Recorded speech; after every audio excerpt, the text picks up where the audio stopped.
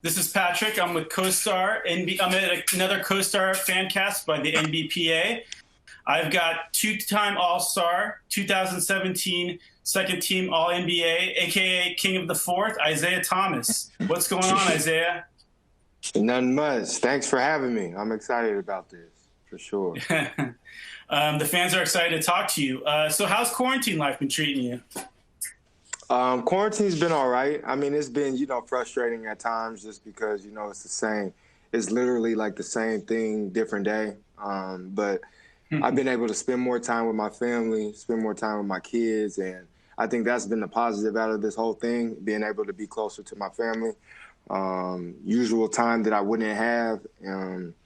But overall, it's been okay. It hasn't been as bad, but hopefully things change soon. Yeah, and you're a big sports fan, so having no sports, I think, everyone's been talking about the Jordan doc, the Last Dance. You made a doc a couple years ago about you being traded and then your injury and then your comeback. It's on the Players Tribune called The Book of Isaiah 1 and 2. What was that like, filming a documentary? I'm sure a lot of people don't know about that. I mean, it was I've been filming since my first year in the league. So I got one of my friends that's really good at, making films, making documentaries, and he happened to be, living in the area as well. So we've documented from pre-draft workouts, before the draft workouts till 2020 till right now. So coming out with a doc, it's fun, but at the same time, I think what resonated with my documentary was everything was just genuine, and everything was just happening on real time. So nothing was forced. Everything was happening, and we were catching everything that, that happened throughout my career. So, it's fun to look back at those things. It's fun to see how much I've grown as not just a player, but, a person and a father and a husband and things like that. So it's tough because sometimes, when the camera's there, you don't want it to be there, but you look at the overall picture of what you're trying to do. It's nice to have that around and have memories like that. Mm-hmm. And now it's documented, and now your kids can watch it later on, or it's there forever. For sure. That's at the end of the day, that's what it's about. Being able to look back and see, and really visualize and see those great memories, not just have them in your head. That's amazing. All right, we got our first question. Chatty, you are one-on-one with Isaiah Thomas. What's up, Chatty? How you doing? What's up? I'm good. How are you? I'm a big fan. Hey, man, appreciate the love, man. Yeah, I still can't believe I'm talking to you. I can't believe I'm talking to you either. So, Chatty, you play basketball as well. Yep, I'm a junior in high school. Okay. And did you have a tip you wanted to ask Isaiah, or something about how he increased his game from one year to the next? Yeah, I was wondering how he could succeed being 5'9". How were you able to succeed? So for me, I think it's been not necessarily easier, but ever since I was a young boy, when I started playing basketball, I was always the shortest guy most of the time. 9 times out of 10, I was the shortest guy. So I've always had to adjust. I always had to figure out ways to use my height to my advantage. So every level I went to, from, when I was in grade school to high school to college to the pros, I've just had to figure out ways to be successful at my height. And, the higher the level it is, obviously it gets harder, but I'm a guy that works really hard, and I like, trying to figure out ways to continue to get better and continue to use my height and what I bring to the table to advantage. And I think I've done a cool job about that, and I can always get better. And that's what I focus on each and every offseason, is continue to find things that I'm not really good at, and, get those things better in preparation for the next season. Mm-hmm. Great. That's a great question, Chatty. So we got Kaylee up next. What's your question, Kaylee? You're one-on-one with Isaiah. Hi, how are you? Good. How are you doing? Good. My question is, what's the thing you love the most about playing in the NBA? For me, I don't know. Ever since I was a little boy, my dream has always been to play in the NBA. I think just being able to, I guess, I don't know. That's a tough question. I would say everything about it is what I love most about playing in the NBA. Going on the road, playing in the most famous arenas around the country, playing in front of 20,000 fans, like being able to play against the best players in the world. And some of those players, I looked up to when I was younger. So that all those things in one make the NBA, I feel like, the best job in the world. And that's what I love about it most. I love the game of basketball. So playing in the NBA and getting paid to do what I love, that's like, I couldn't ask for a better situation. So I love everything about playing in the NBA. You can see it from that smile. Great question, Kaylee. We're going to go next to Demetrius. Demetrius, where are you calling from? I'm calling from Tampa, Florida, man. Great. Tampa, What's Florida. your question for Tampa? What's your question for Isaiah? Yeah. So my question is, how did you succeed in being a player from college? So in college, how did I succeed? Yes.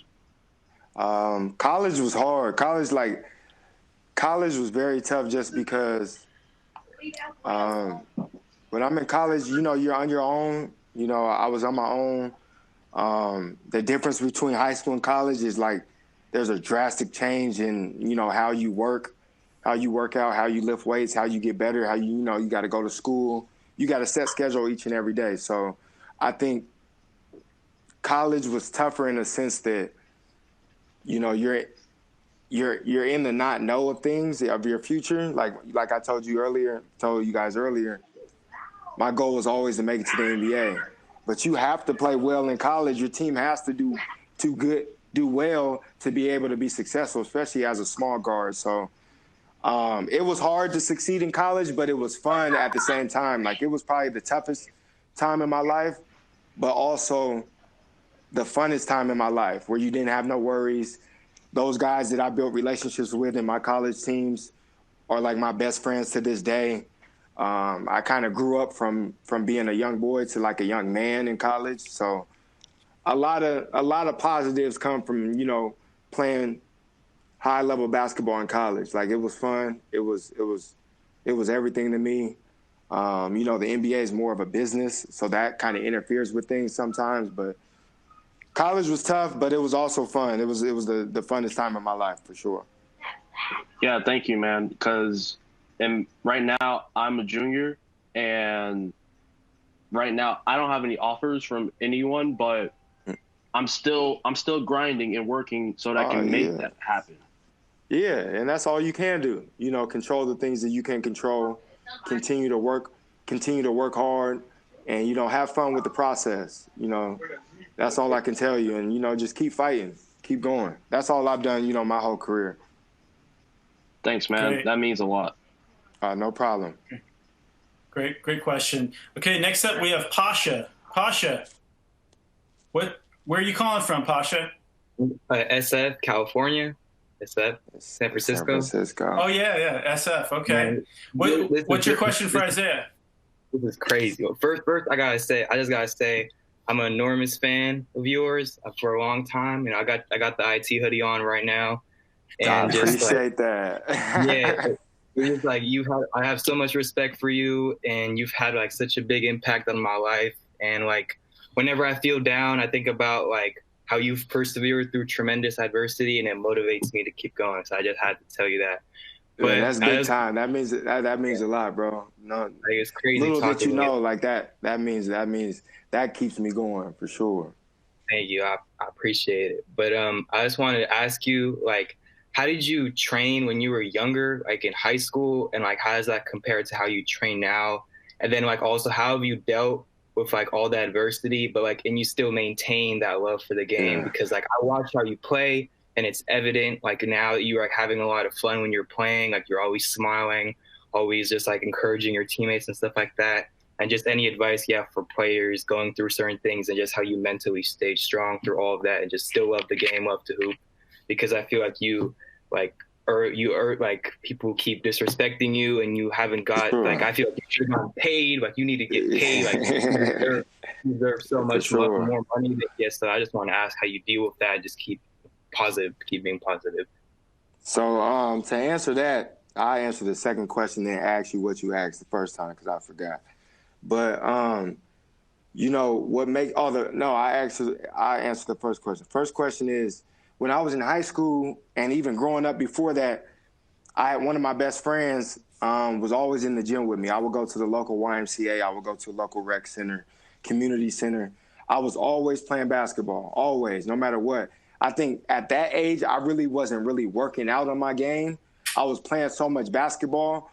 Those things were getting me better. Like I didn't have a trainer. I wasn't going to the gym and getting 500 shots in. I wasn't doing any of that. I was just playing basketball so much when I was younger that continued to get me better down the line. And then when I got in college and when I got to the pros, I was able to figure out, I think the older you get, especially when you're in the pros, you figure out what exactly you need to get better at. And then that's what you work at. And that's what I've done, since I've been in college and every off season since I've been in the NBA. I try to find the things I'm not as good at and get better at them and come back each and every year, better than I left the last year. And I think that's what all the great players do is continue to find things to get better at and do it and continue to be great. And then to answer your question about, fighting through adversity, I think life itself is adversity. Like there's going to be ups, there's going to be downs. You got to stay even keeled though. Through the toughest situation, you got to, have a poker face on. I think I've learned through all my mistakes, learned through the times that I was dealing with adversity. I learned to just continue to keep fighting, continue to keep going. That's what I've done. I'm not saying you got to do that or anybody else on here got to do that. That's always been my mindset. Basketball has always allowed me to keep going, always allowed me to keep pushing through whatever I was going through. Most of you guys might have, seen when my sister had passed away, like basketball was the only thing that kept me going. So, that's how I keep going. And at the end of the day, I got kids. Like they can't see me quit. Like the easy thing to do would be to quit. Anybody can do that. The hardest thing to do is keep going, when you hit adversity and it doesn't look like things are going to be well. I'm blessed. My life is blessed. I got a healthy family. I got healthy kids. That's bigger than, what I'm fighting for, in this game of basketball. But at the end of the day, I'm human. Yeah, that stuff hurts. That stuff, I be down on myself sometimes. I'm human. I got real feelings. But, it's like I said, it's easy to quit. Like anybody can do that. And I feel like I don't want to do that. And I feel like I can't do that because I got, kids watching my every move. I got people like yourself that is inspired by my story, inspired by how I keep going, to help the next man if he's dealing, or woman, if he's dealing with anything, to just try to keep going at least. Control what you can control, keep fighting through. And somebody once told me, it can't storm forever. Like it can't be raining forever. It can't snow forever. The sun got to come out at some point. So if you keep your head down and keep fighting, that's at some point it got to turn around. And for my situation, I know at some point it's going to turn around and I'm going to be ready and I'm going to take it back to where I had it before, I got injured and things like that. So it's not easy. It sounds easy, but it's hard, but it depends on what you want to do in life. Like I want to be one of the, greatest basketball players to play. And I'm gonna keep fighting that till the end. So thank you. It's dope coming for you. I can't wait to see what you do next. I can't wait to see that. I appreciate it, bro. That means a lot. That's great advice, Isaiah. Next up, we have Nathan. Nathan, where are you calling from? Calling from Toronto, Canada. Toronto. What's your question for Isaiah? Yeah, so people always like how could a IT fan be in Toronto, especially from that 44-point game you put on us in 2017. But, from this day, I was watching this game late at night, the All-Star game, and it was so late, and I was quiet. I had to stay quiet so I couldn't wake up my siblings. And then you made me wake up my whole house when you won that jump ball. Got the lay over Kobe. I was crazy. So my question is, I want to talk some shoes with you. I want to know what your first ever Nike PE was, and what is your favorite IT Nike PE? So, what's crazy you said about that All-Star game, that's like somebody asked me the other day what was one of my favorite moments in my career. And that All-Star game was my one. It might be my favorite moment just because it was my first All-Star game and it was Kobe's last All-Star game. So it was like, it was a lot surrounding that game, and it was fun to be able to experience that. And even though it was cold, it was so cold in Toronto that weekend. Being in Toronto, being in a different country, that was dope for the game of basketball and to be able to experience it, in Toronto. So, but to answer your question is, my first PE was, I was on the Celtics. It was like a Nike Hyper.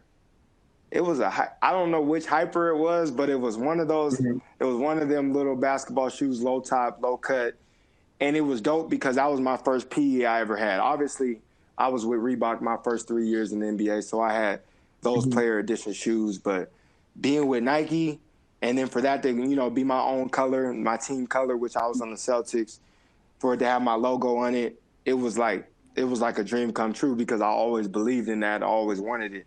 But my favorite Nike PE is the Kobe 4s. So the Kobe 4s are my favorite basketball shoe ever.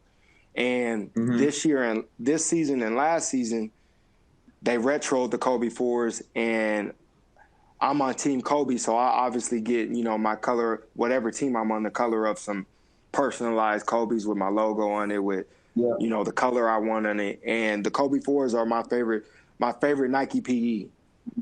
Hands down. And it's just, it's so surreal to be able to, have my own Nike PE and for it to be Kobe, rest in peace. For it to be Kobe, like sometimes it don't make sense, the things that be happening, to have a PE and then be on Team Kobe, and, that happened to be my favorite player. So those Kobe 4 PEs are my favorite for sure. Very All right, cool. thank you.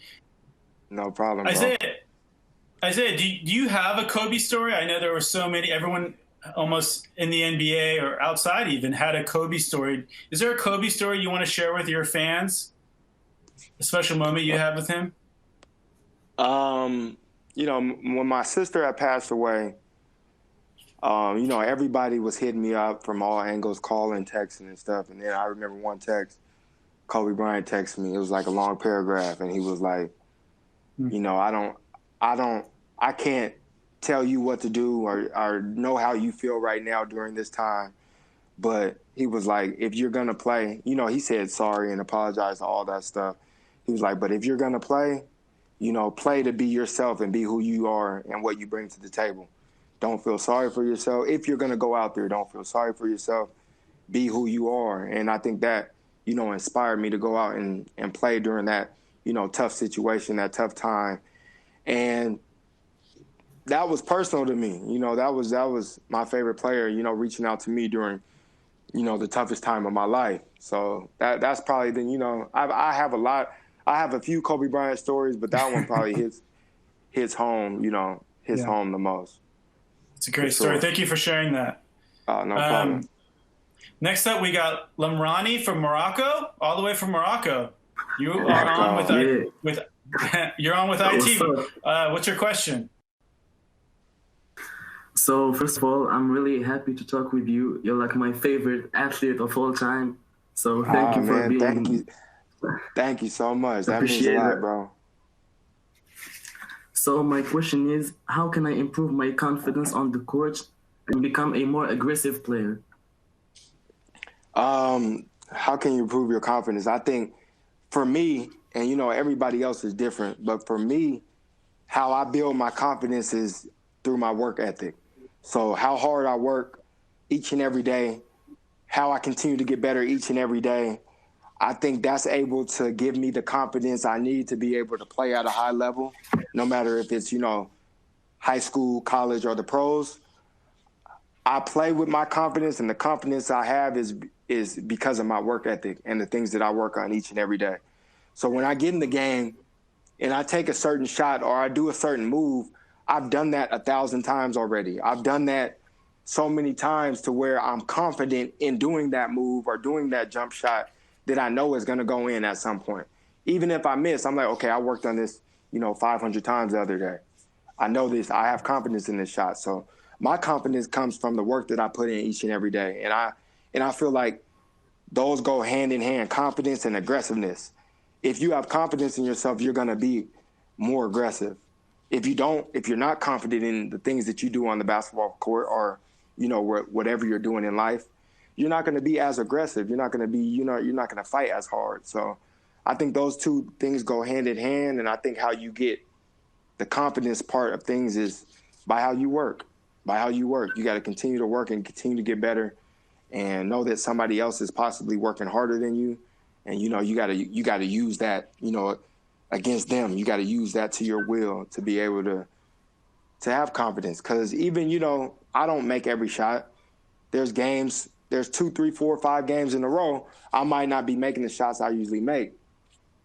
But I continue to remain confident because last week I was in the gym shooting this shot 500 times, 200 times. So I know I can make it. I just got to figure out what the problem is and adjust to the situation. And that's what I do.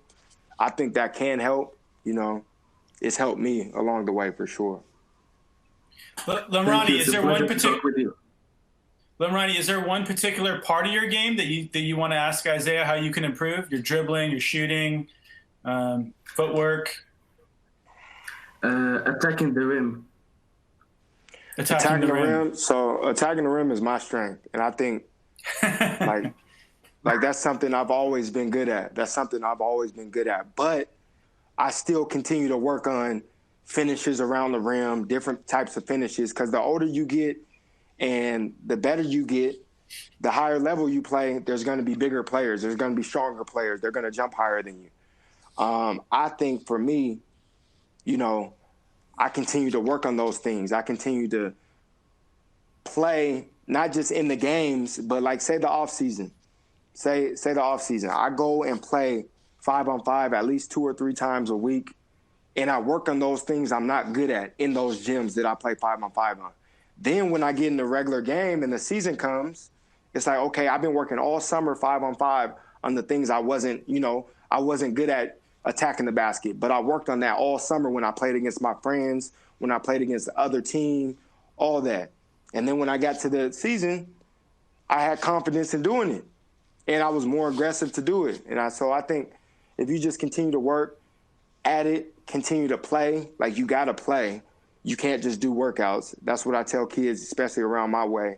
Everybody just wants to work out. You got to be able to play to put what you worked on into the game. You're not going to really know if it works until you try it in the game. So just working hard, continue to work, continue to build confidence, and those things you're not good at, you got to keep working on and get better. Great answer. Thank you. Thank you, Lamrani. Hang in there. We might come back to all of you guys that have asked questions. But next up, we have Case. Case, where are you calling from? I'm calling from Eugene, Oregon. Oregon Ducks, Amazing. Huh? Rival. What's your question for Isaiah? I kind of answered it already, but I have another one. What's your all-time starting 5? All-time starting 5. I'm going to go with Kobe at the 1, Jordan at the 2, Kevin Durant at the 3, LeBron at the 4, and Shaquille O'Neal at the 5. Somebody asked me that last week. That's why I knew it so fast. I'm like, I'm going to go with those 5. I'm going to go with those 5. Even though there's a lot of, like Allen Iverson is my favorite player. I wish I could put him in there, but I'm going to just go with that lineup. That's like the best lineup of all time, I feel like. I feel like anybody's beating that too. What about yours, Case? What's your top 5? My starting 5 would probably be Magic, Jordan, Braun, Tim Duncan and Shaq. I mean, you can't go wrong with that either. Yeah, you can't go wrong with that either. It's just Magic Johnson's not guarding Kobe, so I got that edge on that one. Nobody's guarding Kobe though either. Yeah, you're right. Question. Next up, we got Andrea. Hello. How you doing? Hello. Well, thank you. Where are you? I'm actually from Albania. I'm not from the USA. Okay. Oh, that's nice. You're international, IT. That's crazy. That's crazy. What's your question? I wanted to be a part of this live stream because I'm as tall as you, IT, and you're actually my favorite player now. I'm a 5-foot guard, and I struggle a lot on self-confidence, on shooting, on finishing. I mean, I make them, but not regularly. I have trust issues on myself. But I wanted to ask, how can I improve myself even more on finishing around the rim on a small height as we are?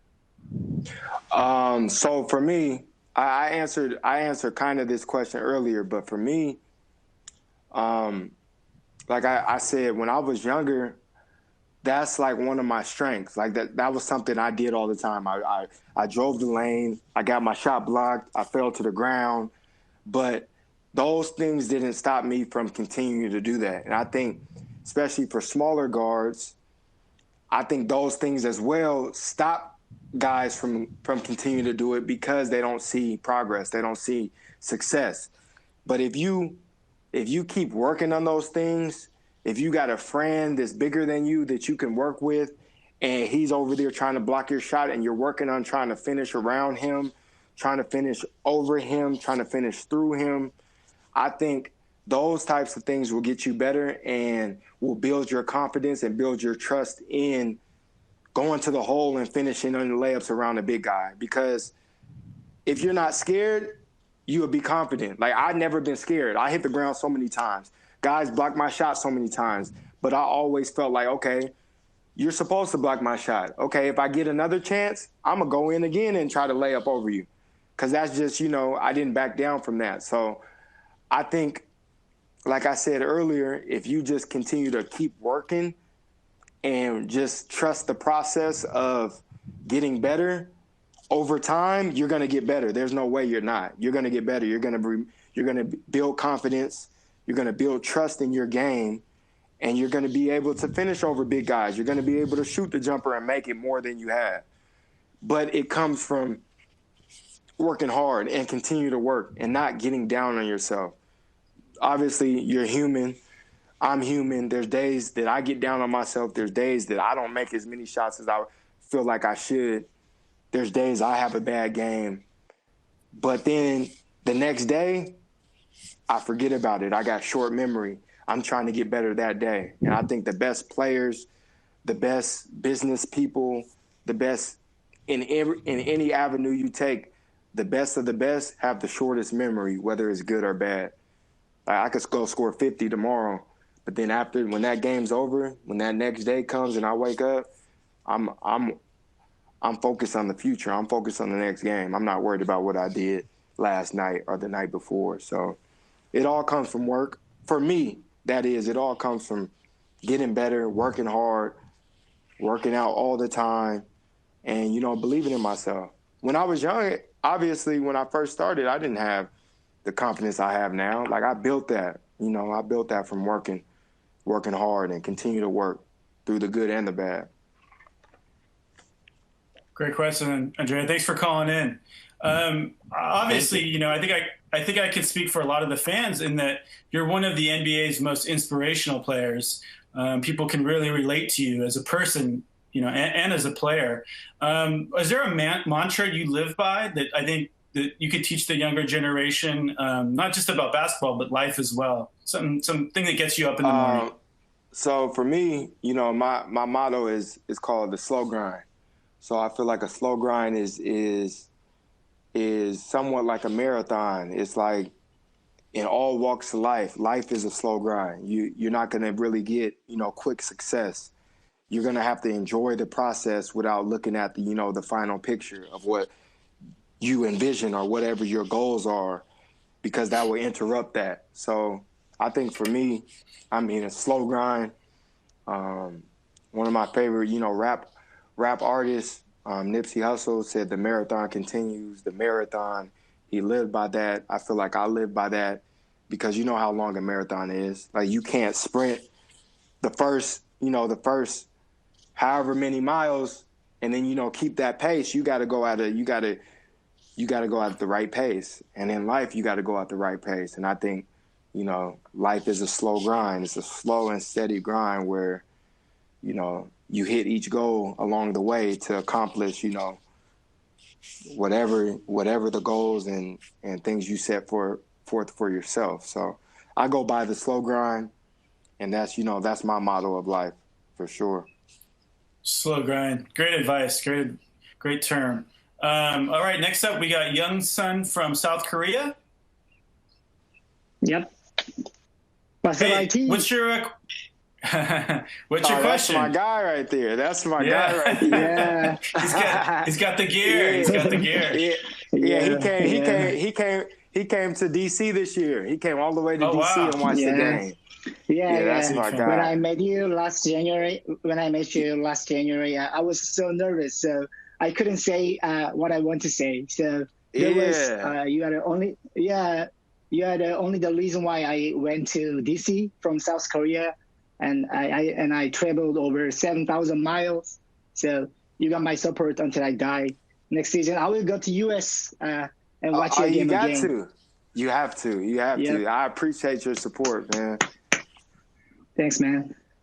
My question is, I know you went to China last year, and you already know that there are a lot of fans over the world. So have you ever been to any Asian country except China? No. So I've been to China 4 times, and I haven't been to any other Asian country. I want to, though. I want to come out that way. You know, especially towards the later part of my career. You know, I played 9 years in the NBA. I'm looking to play at least, you know, like 6 or 7 more.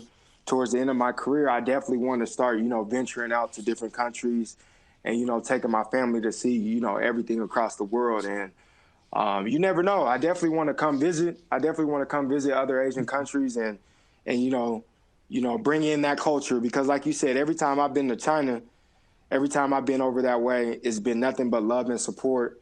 It's been a surreal moment for me, just not just knowing, but seeing that I got, you know, fans from across the world. Like, that's a different feeling than I ever had before.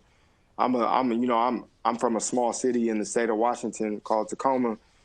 To be able to go to China and all them other countries and somebody recognize me and like yourself is a big fan, that means so much. Like, that's everything to me. Every time somebody hits me on social media, every time I'm in the, you know, playing in an arena and a fan has my jersey on or something, that means everything to me. And I appreciate you guys for, you know, supporting me. So to answer your question, you never know. I definitely might come out there and visit for sure. Young Sun, what's your favorite? South Korea? Yeah, Tim Oman. I remember that he got 53 points against Wizards in the 2017 playoff. So that was the best moment. That was fun. Amazing. That was nice. Yeah. You remember that game, Isaiah? Yeah. Oh yeah. That was a cool game. That was definitely in the memory book for sure. So, Young Sun, so you went to the Washington D.C. game and you didn't have a chance to say what you wanted to say. What was it like, you know, getting the experience to get a redo? Sorry? What was it like talking to him today? What was it like talking to him today? Because you didn't get to in Washington. Oh, we got to talk a little bit. I gave him my game shoes in Washington. Oh, wow. Oh, yeah, he got it all. Look at him. Yeah. He's got the smile. Yeah. Oh, show us the shoes. Show us the shoes. There they are. Yeah, he gave me the Kobe 4 PA. It's my favorite. Yeah. Oh, So I wow. gave him. He came all the way out there. I had to. I had to give him that. That's major support, not just from him though, from all you guys. That's big time. I appreciate it. Thank you, IT. No problem. Thank you. All right. Next up, we got Lucia. Lucia, where are you calling from? You're on I'm calling with from IT. Walla, Washington. Oh, wow. What's up, IT? What's up? What's up? I see you with the nice little jersey on. Yeah. I just want to say thank you for making Washington like important for something other than like farming. Yeah. And you're a great family man. I have a lot of respect for that. I appreciate that. That means a lot. Yeah, so my question is, how did growing up in Tacoma influence you as both a player and a person? I think growing up in Tacoma, you know, it's not like the best of neighborhoods, so it's a little tough. But I think the biggest thing for me growing up in the city is it made me who I am, not just as a basketball player, but as a person. My parents, first and foremost, taught me taught me what respect means. So, you know, first and foremost, I respect any and everybody. But it was decisions I had to make growing up. Obviously, it's either, you know, you pick the wrong decision of, you know, maybe the decision of going to the streets or not playing any sports. Those were the decisions you had to make growing up in Tacoma. So, you know, I was able to choose basketball at a young age. I was able to develop throughout my childhood. I was able to always call Tacoma home and always have the most support where I'm from. And then I always told myself when I did make it and whatever it was I was successful in, I was always going to give back to the communities I was a part of. So first and foremost, Tacoma. I built the basketball gym in Tacoma. So I got my own gym in Tacoma. I do giveaways. I do backpack giveaways before school starts in Tacoma. Everything first comes to Tacoma. And then the other communities I'm a part of, you know, I try to give back as well. So Tacoma taught me everything that I know. Tacoma developed me into the person I am. Tacoma developed me into the aggressive basketball player I am. And, you know, without the city of Tacoma and the experiences I've had throughout my childhood, throughout my, you know, my grown stages in my life in that city, they developed me to the man I am today. And I wouldn't want to be from anywhere else than Tacoma. So they're a big part of, you know, my story, big part of my life, big part of my career. Yeah, we're all proud of you in Washington, man. Yeah, we got that connection. Yeah. Yeah. Isaiah, I wanted to ask you, you know, we're in quarantine right now. You know, it's been a time for reflection for a lot of people. Is there anything that's been on your mind that you've been thinking about? I mean, for me, you know, I don't ever take anything for granted. So there's nothing like I would do different. But for me during this time, being with my family has been, you know, it's been a positive for me. You know, I miss a lot of things throughout the season that for my kids, that they got sports games, they got things at school. So this time has been special for me to be around them, even though at times, you know, as humans, we all get annoyed by the same things that's happening every day. My kids probably get annoyed at me sometimes. You know, my wife gets annoyed at me. But at the end of the day, being able to have that time with my family, being able to spend more time with my parents, being able to spend more time with my siblings, like that's been everything for me. You know, it's been tough not being able to play the game of basketball as much as I want, but I'm still able to work out. You know, you just adjust to, you know, the situation that's at hand. So it's been a lot of, you know, self-reflecting. It's been a lot of trying to figure out what I can get better at as a person and as a player. But overall, it's been a positive just because I could be around my family way more than I usually can, especially when it was, you know, when it started in March, April, May, June, and then now we're in July. It's time that I wouldn't have been able to get with them. I love that. Thank you, Lucia, for your question. Up next, we got Cameron. Cameron, what's going on? Where are you calling from? Hi, I'm calling from Toronto, Ontario. Toronto. Yeah. Awesome. Yeah, I just want to say I'm a huge fan of Isaiah. I'm a huge fan of your game, and it's awesome to be talking to you right now. So thank you. I appreciate it. Thank you, bro. Yeah. So my question was, how'd you handle being the shorter person on your team growing up? And what kind of conditioning and leg conditioning did you do to get more leg strength to be able to jump so high and do all the amazing things you do in the NBA? So for me, like I told you, growing up, you know, I was always the shortest player. But when for whatever reason, when I stepped on the court, I didn't see height. I felt like I was just as tall as everybody, no matter what. Obviously, I wasn't. But whatever happened when I stepped on the court, I feel like I'm not shorter than nobody. I'm able to move. I'm able to shoot. I'm able to do the things that I normally do when nobody's there. I'm still able to do that with bigger players. I'm still able to do that. So I think it's been an adjustment my whole life, but it's also been normal because I've been the smallest guy. So it's not like I woke up, I got drafted to the NBA and I became the smallest guy. Like everybody got way taller than me. Nah, I've always been the shortest guy. So that's allowed me the time to be able to figure out how to get better, to figure out how to adjust.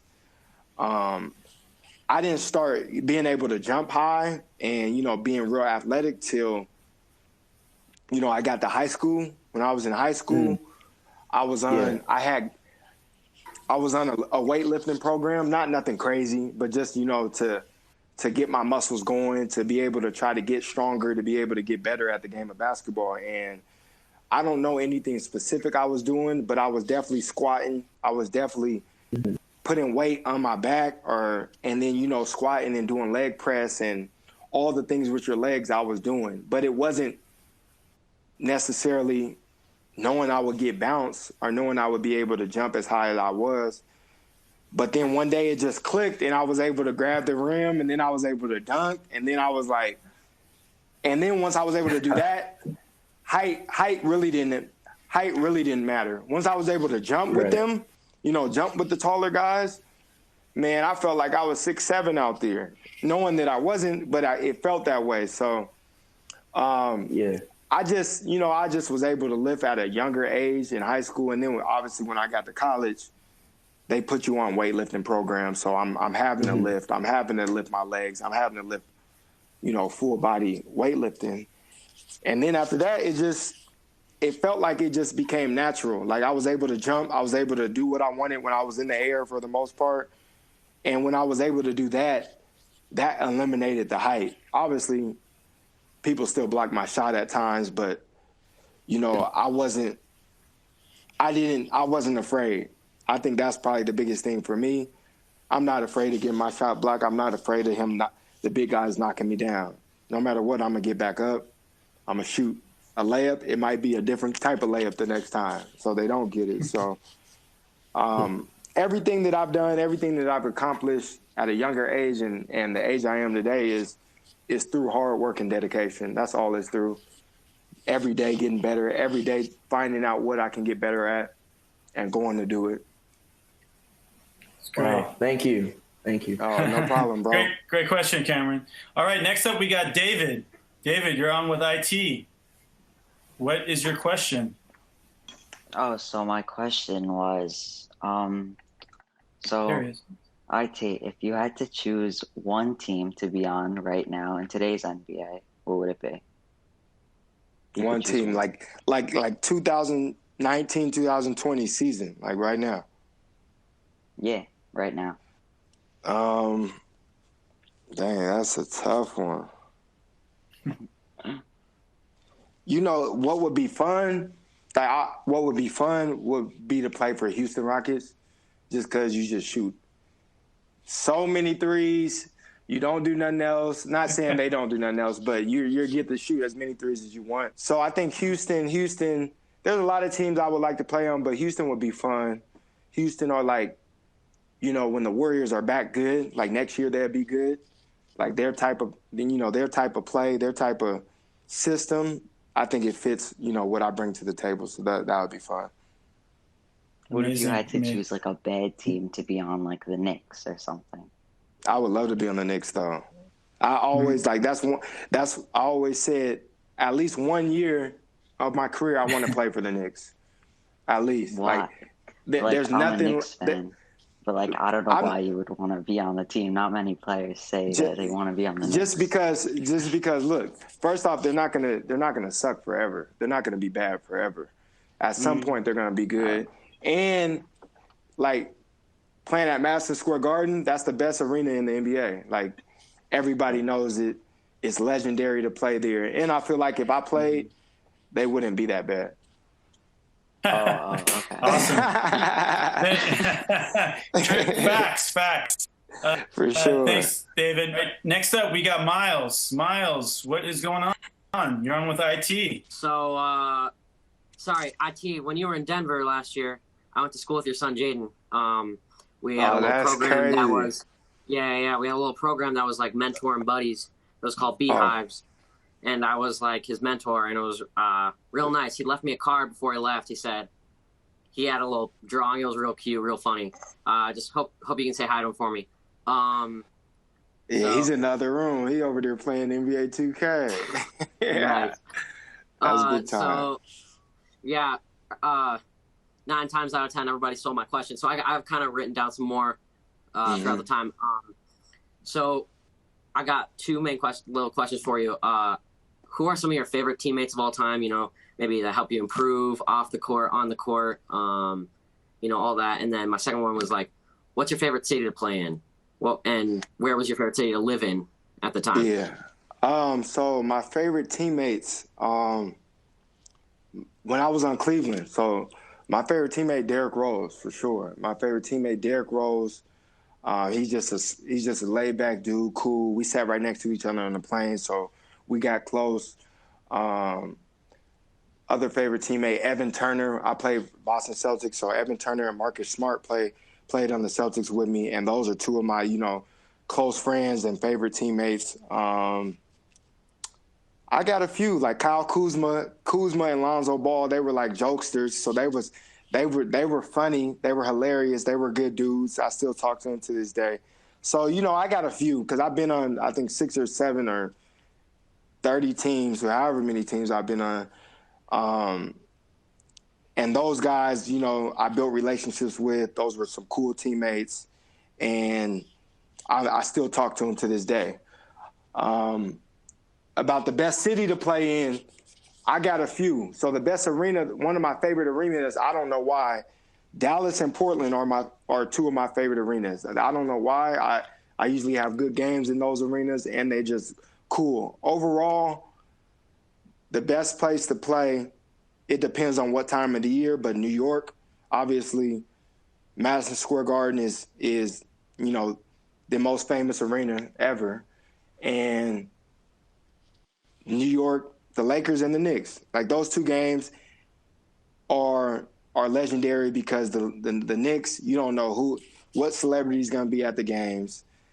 It's sold out. The energy is just amazing. When you go down to the LA, the energy is more low key, but then you obviously, any person you see on TV might be at the game, and that's dope about it.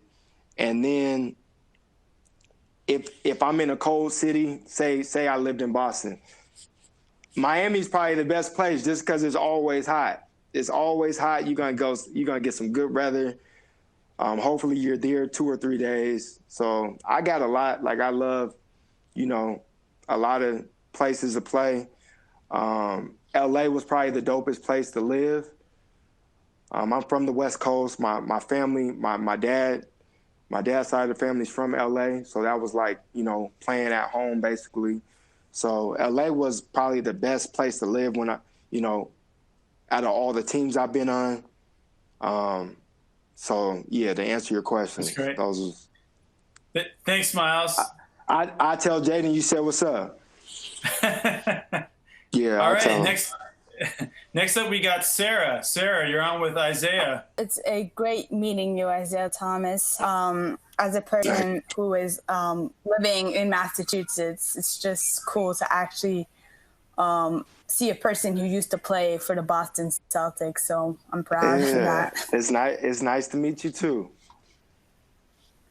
So my question was, how did playing with the Boston Celtics feel like? It was, it was really cool. Like, it was really cool in the sense of, as you know, Massachusetts, Boston, it's a sports town. It's a sports city. Before, my first 3 years in the league, I was on the Sacramento Kings. Then my fourth year, I signed with Phoenix Suns. Then I ended up getting traded to Boston. Before that, other than, Larry Bird and those teams and Kevin Garnett and Ray Allen and the team that won the championship in 2008, obviously I know my basketball history. I know about Boston. But when I played in Boston, I was going to the hotel, to the arena, and back. That's it, right?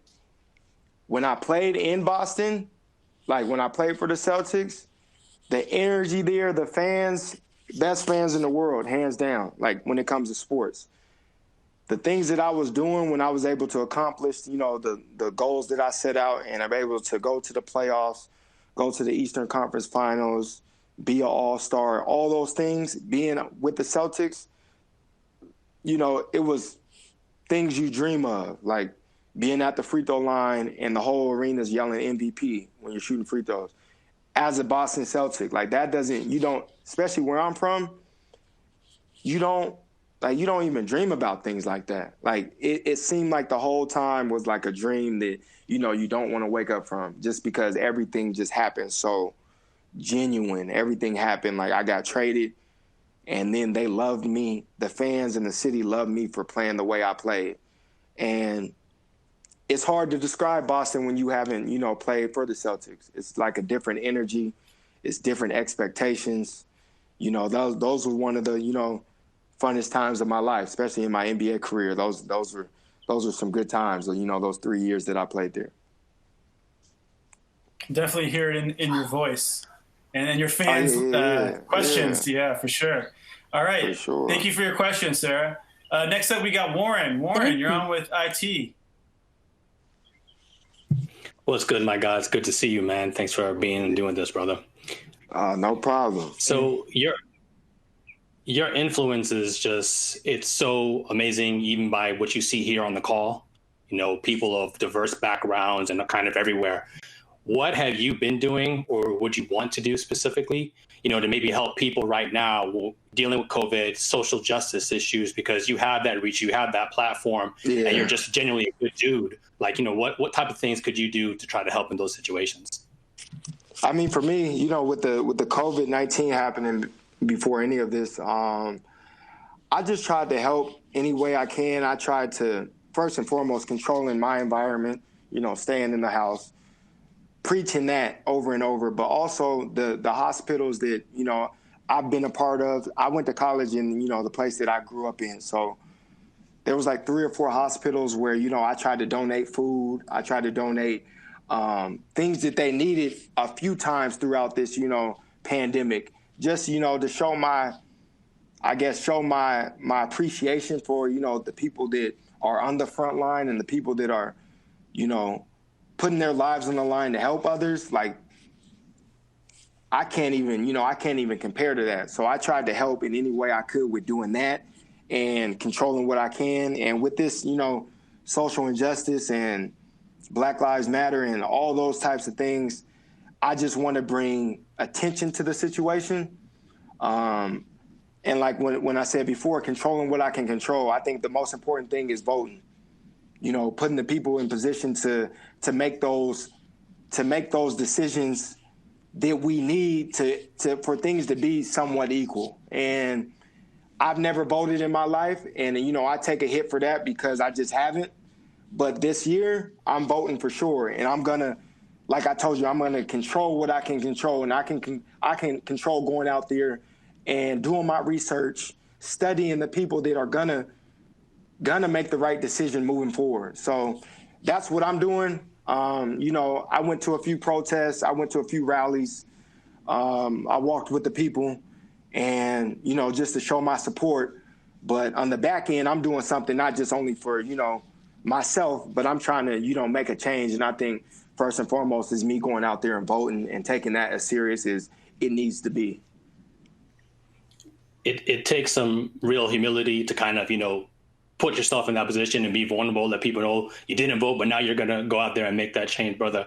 I really do appreciate that. And last one real quick, what's your thoughts on the bubble? You know what I mean? And all your brothers in the NBA going into that situation as well. I think, because I get it on both sides, because, when the NBA said we were going to go back and play, a lot of people was like, it's the wrong time and things like that. But I think by playing and being in the NBA the last 9 years, I know the NBA is going to bring as much attention as possible to the situation and the things that have gone on in this world each and every day, each and every platform they can. So I think on both sides of it, not playing and playing, I get why people will want to play. I get why players will want to play. I get why that means a lot to them. And I also I understand why some of the players that feel like, this isn't the right decision to play and are not going, which, I'm not on a team right now, but I decided it wouldn't be smart for me to go out there and play. So I'll wait till next season. I know the NBA will do something really good to bring awareness to the situation. So I think it's a win-win. Obviously, it's going to be tough being in a bubble, being in one place for 3 months when we've been in that for the last 3 or 4 months. But I think, obviously, and a lot of players want to get paid. A lot of players want to, they provide for a lot of people, not just family, but also friends in their life. And they want to get paid. And you can't fault somebody that wants to go back to their job and get paid for what they do. So I see all sides of it. I'm all for going back and playing. I get that side as well. To each his own. I do think it's a win-win. I think the NBA will do something really nice, really good each and every day to bring awareness to what's going on right now. And that's all you can ask for. Amazing. Thank you, man. I appreciate you. No problem. Great questions. Next up, we got Christopher. Christopher, you're on with Isaiah. My question is, if you had to choose one moment besides the NBA draft, what is your favorite career highlight so far? My favorite career highlight. So, I can only name one? You can name all of them. That's all. Okay. So, first and foremost, me getting drafted. Even though I was the last pick in the draft, the 60th pick, that was always a dream of mine, ever since I was a little boy, to be able to hear my name called in the NBA draft. Other than that, the second one will probably be my first All-Star game. That's always been a goal of mine. I don't think anybody other than, my circle of friends and family believed that, that was possible for me. So that was also a goal of mine. And that was something that's very special, to my heart. And then also, my sister passed away in 2017. I was able to play on her birthday and score 53 points. So I felt like that was a huge moment for my career and a huge moment for, my sister's name. And I was able to, appreciate her life during that day and during that game. And, I think she was there for me, doing all that, because it was just, a surreal moment. So those are probably the biggest moments in my NBA career. All-Star games, getting drafted, 53-pointer. Those are probably it, I think. Yeah, those is it. I mean, obviously a big moment too was playing for the Lakers. Like growing up, like I said, my family is from LA. I was brainwashed into being a Laker fan my whole life. So that was probably a big moment for not just myself, but for my family. Being able to put on a Laker uniform, being able to be in the same locker room, as Kobe Bryant, not saying I played with him, but being able to, walk the steps he walked, play in the Staples Center. That was all big time for me. And, it definitely made my parents and my family really happy to be able to, that's always been a childhood dream. So those moments were my favorite in my career. It's been an amazing career. Thank you, Chris. All right, next up we got Jay. One of my first questions is, how do you stay motivated after losing a game? And who do you got winning the NBA Finals this season?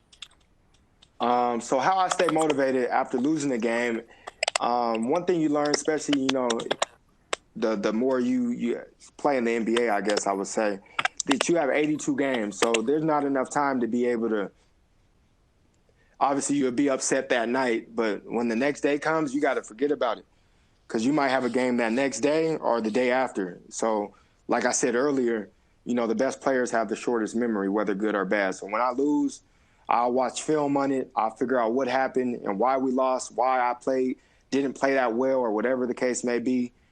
And then when I go to sleep that night and wake up the next morning, I'm focused on what's next. And that's just how I always been. And then the NBA Finals, it's tough. It's tough to tell who's going to win it. Most people will probably say the Lakers or the Clippers, but I think the playoffs is all about matchups. Like, you get a Houston Rockets team that, that's hot and playing really well, or you get like a Utah Jazz team that's might be really good in the playoffs. It's all about matchups. So if I were to pick right now, if all things are clicking, I think maybe the Clippers will win it. But you just never know because at the end of the day, the playoffs are all about matchups. And you might be matched up with the best team and, the best team might not win. Amazing. Thank you, Jay. Next up, we got Habis. Habis, what's your question for Isaiah? Yeah, I think you wanted to ask, what's your biggest goal to achieve once you retire? Before I retire? Yes. So before I retire, I want to win a championship, first and foremost. Like, I want to be on a championship contending team and win. Like, I think that would be amazing. Yeah, that's probably the biggest thing.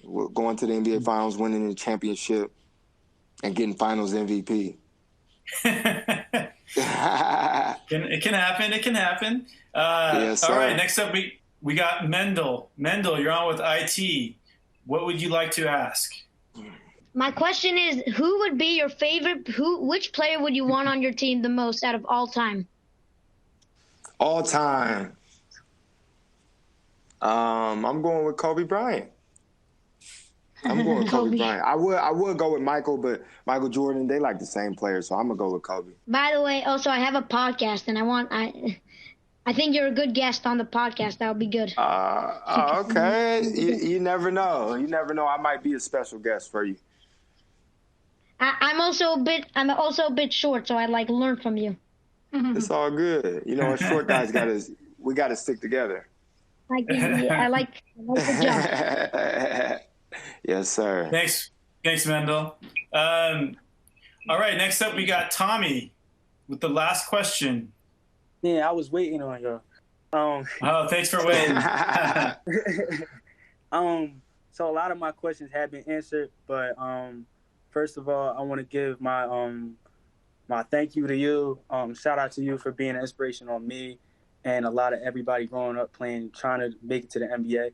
My question to you is, take me to 2011. Isaiah Thomas gets drafted to the NBA. You're growing up. Your dream is to make it to the NBA, playing 2K. Now you're drafted. What's going through your head?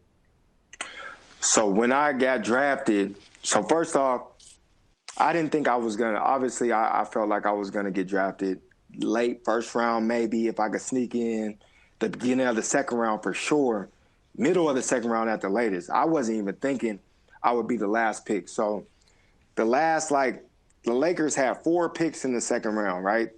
They last pick might have been at like 54, 55.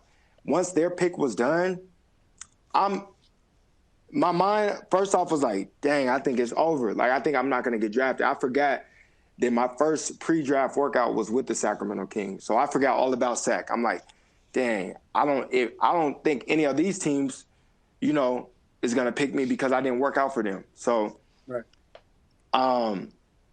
so when my agent called me, it was like pick 58. He's like, the Sacramento Kings going to pick you with the last pick. I'm like I went from, being sad to being happy so fast. And when I heard my name called, it was like it didn't feel real for a long time, until I think I flew. I think after I got my name called, the next day I flew to Sacramento. The day after that, we had a press conference and all that. So it didn't feel real, until I was able to hold my jersey up and, take that picture. And I'm like I'm looking at my mom over there. I'm looking at my dad over there. I'm like, dang, I really just, accomplished something that I've been dreaming about since I was, I can't even remember.